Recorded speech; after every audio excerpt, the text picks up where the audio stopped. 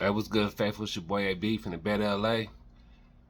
Week 5 recap. Let's talk about a few things. We're going to make this one quick. We're not going to spend too much time. We know we lost. We know we shouldn't have. But we don't have a lot of time to sit here and sulk in there.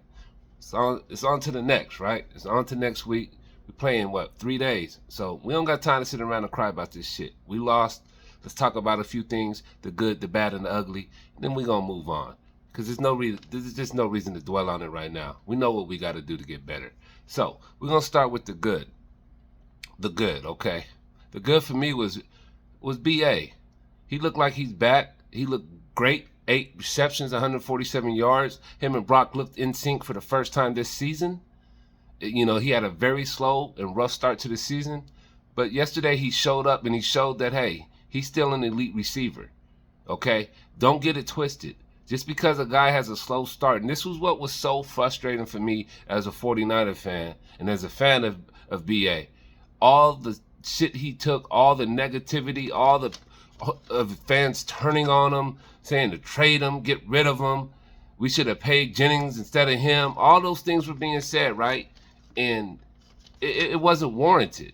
If anybody understands football, and as you guys should by now, especially with all the situations we've had over the years with contract negotiations, when they hold out, whether we like it or not, it's going to impact their play. We don't want them to hold out. It sucks. But when they do, it's going to impact their play. And that's what happened with Brandon Aiyuk. You know, he held out. He didn't play football from February until September. That's a very long time to not be playing football. So he has to get into game shape. And we're in week 5. What is that? It's about 3 to 4 weeks for preseason. So now we're in week 5, right? His preseason's over. And you saw what he just did. He picked up where he left off. Yeah, he had a slow start, but look, that's the good. Brandon Aiyuk showed us that he's back, and he's that guy, and he's the same wide receiver that we saw last year. So I hope the faithful will be back. Let him be back in your good graces, because the kid is back, and he's about to take off. Watch what he does this Thursday. He's gonna take off again. He is that guy. He is an elite receiver. Don't get it twisted. Just because you guys were frustrated with his production because he wasn't in shape, don't get it twisted. So I hope you guys love him again. I said you guys would, and I know you guys are going to love him again because he's going to continue to produce. It just took a little bit of time. So please understand that, and understand that if we ever have this type of contract negotiation issue again. So that's the good. One small good, special teams. We got a blocked field goal, took it to the house. One of the first times our special teams really showed up for us, other than, Jake Moody. That was really good to see our special teams finally do something positive for this team and put us in a position to try to win. We didn't win the game, but it was good to see them do that. Shout out to Deommodore Lamore for that touchdown that he scored on his birthday. That was nice, man. He's a dog. He's the hyena. And he told y'all this season he's going to come. He's coming. And he has shown and proved it. He has proved his worth. He's going to be up for contract. I hope the Niners re-sign him, and I know they will. Second thing, the bad. Let's get to the bad. And I just spoke on Jake Moody, and for me, that's part of the bad. Jake Moody is now injured, high ankle sprain, going to miss at least 4 weeks, possibly more. And the thing that's very concerning is his ankle sprain was on his kicking foot. Okay, you're talking about a guy, the faithful always has so much negativity towards him, but you're talking about a guy that was 13 out of 14 before he got hurt in field goals. He missed 1 field goal so far this season. That was a 55-yarder. Yeah, we wish he would have hit it, but he missed it. But it was a 55-yarder. That's not an easy kick. But outside of that, he is, what did I say, 13 for 14? That's 92%. He leads the NFL in points scored. Now, that's not a good thing. We don't want our kicker leading because that means we're kicking a lot of field goal. But that's also a testament to how good he's been when we need him to kick field goals. It's not his fault that offense can't score in the red zone. It's not his fault. But when his number is called to come handle his business, he does it, and he's been doing it. Yeah, he had a shaky start to his rookie season with a couple misses. But come on, man, he was a rookie. He's showing us that he's a very good kicker. And it sucks that he got hurt because now, he's going to be out for a while. But he was having a hell of a season. He was having a very good season. So that's one of the things that really suck about this whole situation with yesterday's loss is we're gonna lose Jake Moody. And I see some Niner fans, oh well, that's good. We'll get another kicker. Maybe they'll do better. What the hell are you talking about, man? You talking about a kicker that's not in the NFL right now. He's not in the NFL for a reason, because he's not good enough to be. So you're trying to tell me somebody that's not good enough to be in the league right now, we go sign him off the street, he's automatically going to be better than Jake Moody, someone that went 13 out of 14? Come on, man. Sometimes you guys are embarrassing me as a fan. Like, let's act like we understand football a little bit here. Jake Moody is going to be missed. And I hope we don't have a game that comes down to a new kicker that we don't even know. So we got to start scoring touchdowns. That's just the bottom line there. We don't want to put the ball in the kicker's hands. We don't want to do that. Start scoring some freaking touchdowns, Kyle. Call it up. Other thing, part of the bad. Game plan. Offensive game plan yesterday was trash. I'm sorry. I'm not going to sit here and go in on Kyle Shanahan because I believe he's one of the better coaches in the league. But, everybody has a bad day. I don't give a damn who you are. I don't care who you are. If you play this game long enough or you're around it long enough, you're going to have bad games where you just stink it up. And I think that's what Kyle Shanahan did yesterday. We came into a game where it was reaching 100 degrees. It's going to be the hottest day ever in Levi Stadium. So what that told me off the top, well, let's run the ball and wear these boys out. Let's get to the third or fourth quarter and have them boys gasping for air, rehydrating, thirsty, and just exhausted and just beat down. That's what I expected. But what did we do? We came out the gates just throwing it. He was acting like Peyton Manning in his prime was behind center. And I love Brock Purdy, but we know he's not no Peyton Manning. But that's what Kyle was acting like yesterday. He just had him throwing the ball every down, and he started off with 3 straight passes. And when I seen that, I felt like, man, this might not go the way I thought it would. And it damn for sure did it. Because what happened? In the second half, the roles were reversed. What I thought we were going to do is what Arizona did. They ran the ball and they stuck with it and they were committed to the run, even though James Conner only had like 7 or 9 yards in the first half. That's nothing. But they stayed committed in this heat, and they wore us out to where in the second half, he had over like 50, 60 yards. I want to say even 70. I think he had over 70 yards in the second half, and I believe I read he had over 50 yards in the fourth quarter. That's crazy. But that to me shows great coaching. That's a coach that said, look, I know how to get this done. We're going to pound this and we're going to make them respect it. And if they don't want to show up, we're just going to run right through them. And that's what happened. They ran right through us, and they ran and they scored and they won the game. That's what happened. That was the difference. Their coach stuck with the run. Our coach abandoned the run. We had Jordan Mason with 14 carries. That's it, 14 carries, but he averaged like 6 yards a carry on those carries. But we still didn't want to give him more run, especially in the second half when people were starting to wear down and that heat was taking its toll. We ran away from it. So that's the bad for me. It's very frustrating because it shouldn't have never happened. It's like, it almost to me was like common sense. Let's just run it down their throats. But we didn't do that.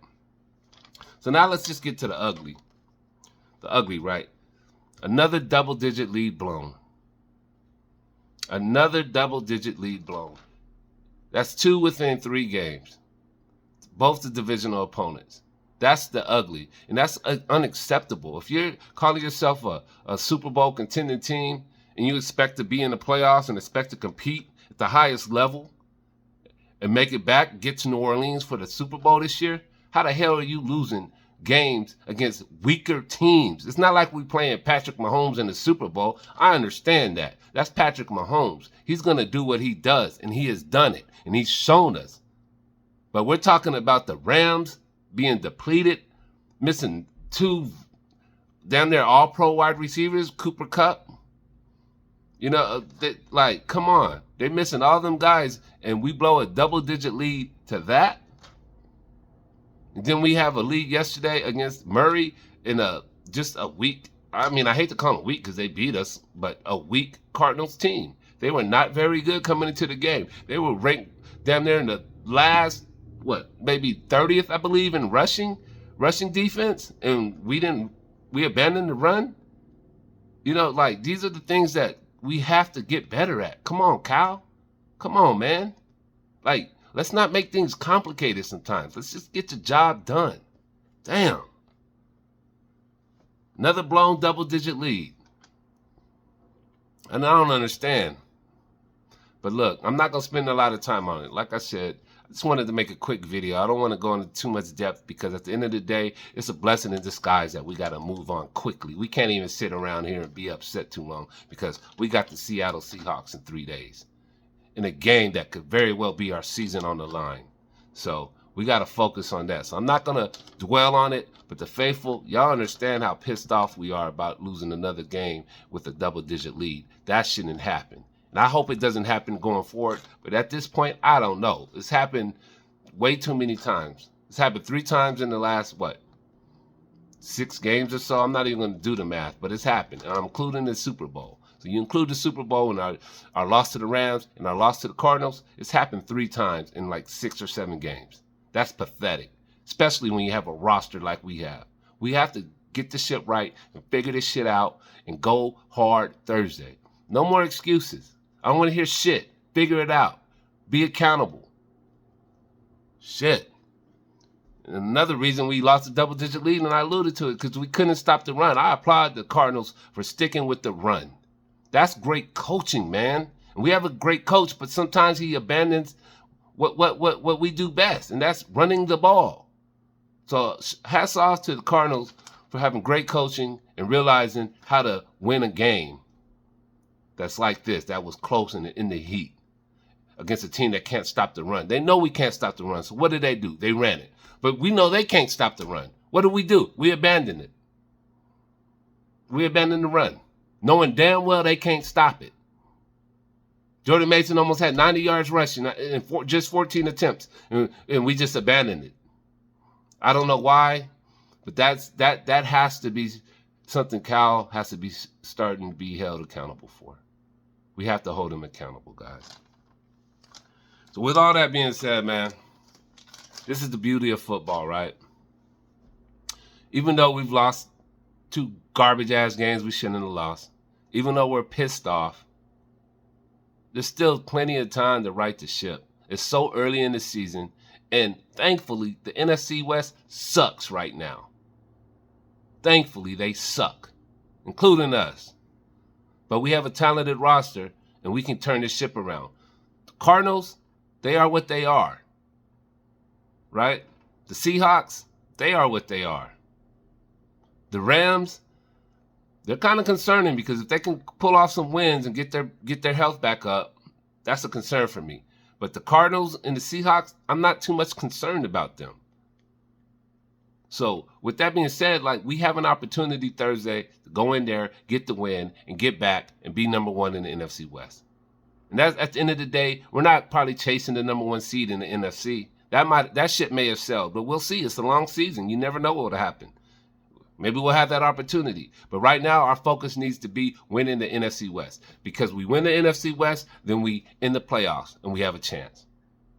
So that's all we need to do is win Thursday. And I'm calling it now. I've been asking, where are the Debo screens? We got to get those going. Debo has had a decent year because he's had a lot of long catches. But he hasn't had many screens that he's broke through on. It's time to get that going. And it's time to run the ball and stay with it. Come on, Kyle. Our season depends on what you do in 3 days. Our season depends on it.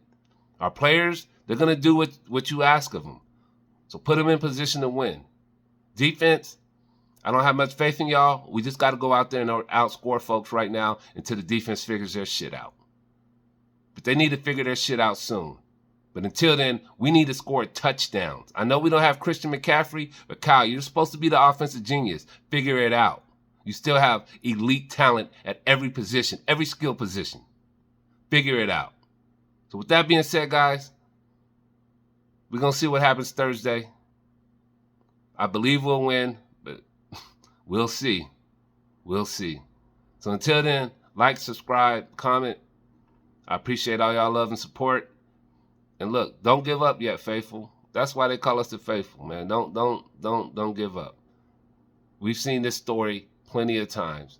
We've had slow starts historically, and we're having one now. But we have a chance to turn it all around, so we're going to see what we do.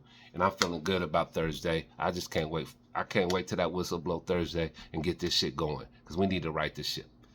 I'll get with y'all. It's your boy AB, Beta LA, bang bang, Niner Gang. Stay faithful.